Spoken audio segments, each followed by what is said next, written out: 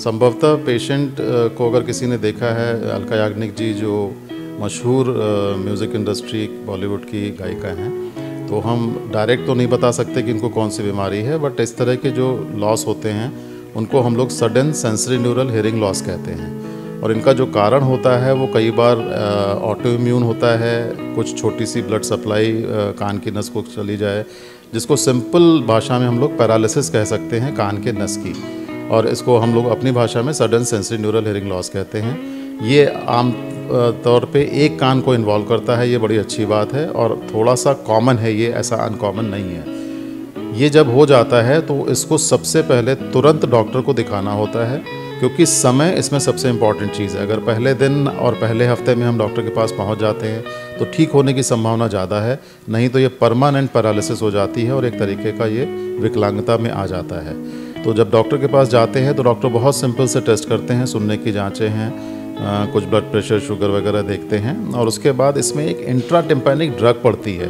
इंट्राटिम्पैनिक का मतलब होता है कान के पर्दे के अंदर हम लोग दूरबीन से जाते हैं लेज़र से, और उसमें छेद करके दवा डालते हैं। पेशेंट को लगभग 1 घंटा रुकना होता है अस्पताल में, कोई ऐसा ऑपरेशन नहीं है ये, और 4 या 5 बार ये दवा डाली जाती है। इससे ठीक होने की संभावना बहुत ज़्यादा होती है। तो सही समय पर सही डॉक्टर सही दवा अगर चलाते हैं तो ठीक होता है। इसके साथ एक और थेरेपी होती है, उसको हम लोग कहते हैं हाइपरबैरिक ऑक्सीजन थेरेपी।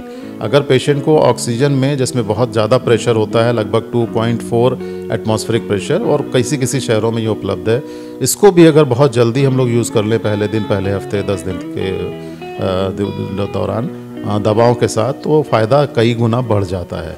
नहीं तो अगर एक बार ये हाथ से गया तो ये परमानेंट पैरालिसिस होती है।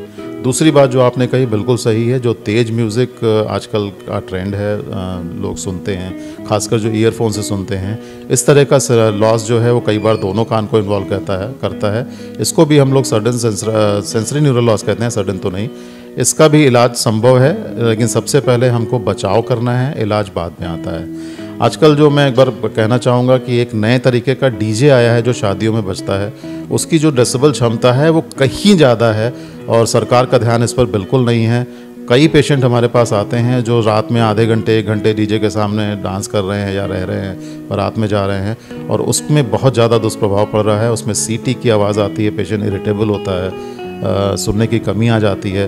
थोड़ा सा सरकार को इसको ध्यान देना है और उसके डेसिबल क्षमता पर रोक लगानी है। कान हमारा बना है 24 घंटे सुनने के लिए, हम चाहे बातचीत करें चाहे म्यूज़िक सुने, उसमें कोई रिस्ट्रिक्शन नहीं है। शरीर हमारा बहुत मजबूत होता है, बहुत रिपेयर क्षमता होती है, बहुत बर्दाश्त क्षमता होती है, बट वो म्यूज़िक दूर से होनी चाहिए और एक क्षमता के अंदर होनी चाहिए, जिसको कि हम लोग 70, 80, 90 डेसिबल तक का मैक्सिमम मान सकते हैं।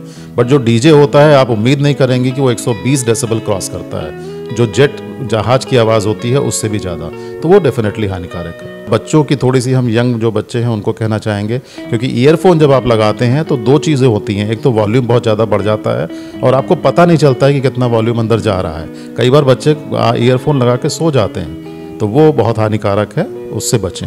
जो ना पढ़ना लिखने में ज़रूरत है वो अलाउड है, ठीक है, बट अननेसेसरी बचें।